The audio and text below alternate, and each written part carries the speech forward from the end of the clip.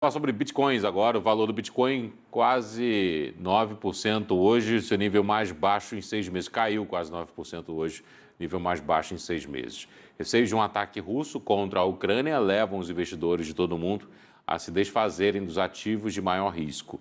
Eu vou conversar com o especialista da ZA Investimentos, o Flávio de Oliveira. Flávio, seja bem-vindo, uma boa tarde, tudo bem? Opa, bom dia, Pablo. Bom dia a todos que estão nos assistindo. Flávio, quando a gente vai analisar a Bolsa de Valores, a gente analisa o dólar. E quando se analisa os bitcoins, o que é analisado para saber se houve uma valorização ou uma desvalorização? Pois então, essa é uma grande incógnita. É um ativo bastante novo no mercado e a gente tem poucas bases de referência com relação a ele. O que a gente acredita que esteja batendo na porta do Bitcoin e gerando essa volatilidade é basicamente uma elevação nas taxas de juro norte-americana. A gente veio de uma janela de tempo onde ao redor do mundo inteiro nós tivemos os bancos centrais imprimindo dinheiro e baixando suas taxas de juro. Ou seja, o investidor ele não conseguia ter um juro acima da inflação investindo nas rendas fixas tradicionais. A partir do momento que a taxa básica de juros se eleva nesses mercados, o investidor que estava lá aplicando seu dinheiro em ativos que supostamente poderiam corrigir seu poder de compra pela inflação, eles passam a vender esses ativos e a comprar a taxa de juro novamente. Então, na nossa visão, a correlação que a gente está enxergando é basicamente com a elevação de juro americana que está pressionando o preço dos criptoativos. E o fator Ucrânia? Pois então, esse fator Ucrânia, a gente já começa a entrar num ponto que a gente não tem muita certeza. Existiram momentos em que o Bitcoin ele se comportou de forma adversa com relação às bolsas, por exemplo, que as bolsas caíam e o Bitcoin subia, ou as criptomoedas, e houveram momentos em que essa correlação foi direta. Então, não tem como a gente mapear se existe uma relação direta entre esses conflitos e a desvalorização do Bitcoin. O que a gente realmente consegue mapear e enxerga uma relação maior é com essa expectativa de inflação mais alta no mercado internacional e taxas de juros mais elevadas. Só que isso deve acontecer ao longo de todo o ano de 2022. Elevação de juros, a inflação mais alta, a tendência é que seja um ano, então, ruim para investir em bitcoins ou você acha que isso pode alterar? É que, na verdade, quando a gente fala que as coisas devem acontecer ao longo do ano, na verdade, no mercado financeiro elas podem já ter acontecido, né? Por que eu digo isso para vocês? O mercado ele tem liquidez, ou seja, as pessoas podem comprar e vender a hora que quiserem. Então, se todo mundo acha que vai ser um ano difícil para o Bitcoin, as pessoas podem já começar a vender desde hoje. E esse movimento já se amplifica a partir do dia de hoje. Isso sem falar nas operações extremamente alavancadas que a gente via nos derivativos de Bitcoin nas bolsas internacionais, que podem potencializar ainda mais esse movimento. Então, a grande questão é, nós não temos como saber, porque se todo mundo acredita que uma coisa é verdade, no mercado financeiro ela pode se concretizar no mesmo dia. O que eu acredito que a gente vai ter é uma volatilidade. Ou seja, a gente deve ter o carrossel, a montanha-russa do Bitcoin pegando aí mais tração, tanto nas altas quanto nas quedas. Se vai ser um ano ruim para o Bitcoin, infelizmente, só o tempo vai poder nos dizer. Agora, a gente também não pode esquecer que se a gente quer comprar alguma coisa barata, essa coisa tem que cair. Então, se o investidor ele tem uma expectativa positiva para esse ativo, ele pode aproveitar essas quedas para ir comprando gradativamente mais ativos.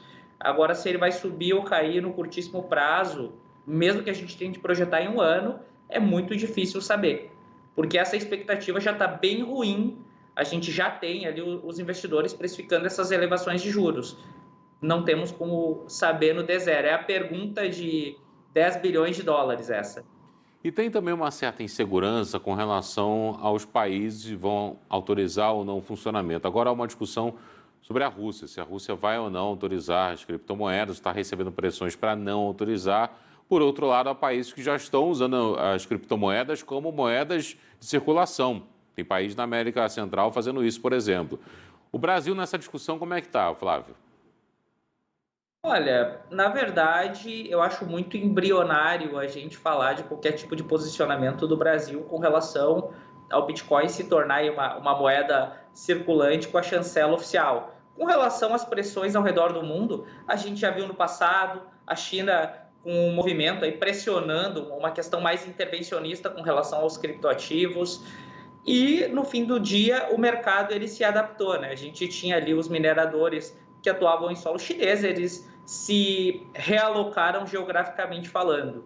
Então eu acho que essas pressões por parte dos governos elas podem no curto prazo gerar uma pressão negativa, mas pelo menos, né, do jeito que a gente está enxergando hoje, que são movimentos bem pontuais de alguns governos, eu não acho que isso vá fazer preço no médio e longo prazo no ativo. Eu sou muito mais preocupado com esses movimentos de fluxo de taxa de juros hoje.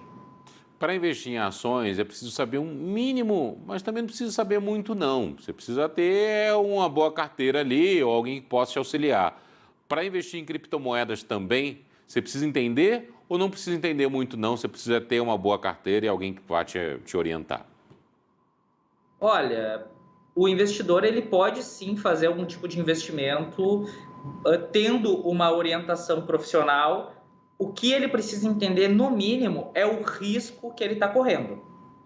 Então, vamos pensar o seguinte: um criptoativo ele segue a mesma lógica de uma commodity. Tu não tem fluxo de caixa. Se tu compra um Bitcoin, tu não tem o pagamento de renda, de juros. Tu está basicamente fazendo uma especulação cambial. Tu está trocando o teu real pelo Bitcoin. Então, o investidor precisa entender que ele pode passar longos períodos desvalorizados. Isso pode acontecer, faz parte da realidade dos ativos que tem que podem ser essas reservas de valor que supostamente o Bitcoin seria. A gente pode ver uma volatilidade muito alta, ver o ativo perdendo 50%, 60% do valor ao longo do tempo. E eu sei que dessa parte as pessoas podem até brigar comigo. Eu invisto, tenho quase 5% do meu patrimônio em criptoativos.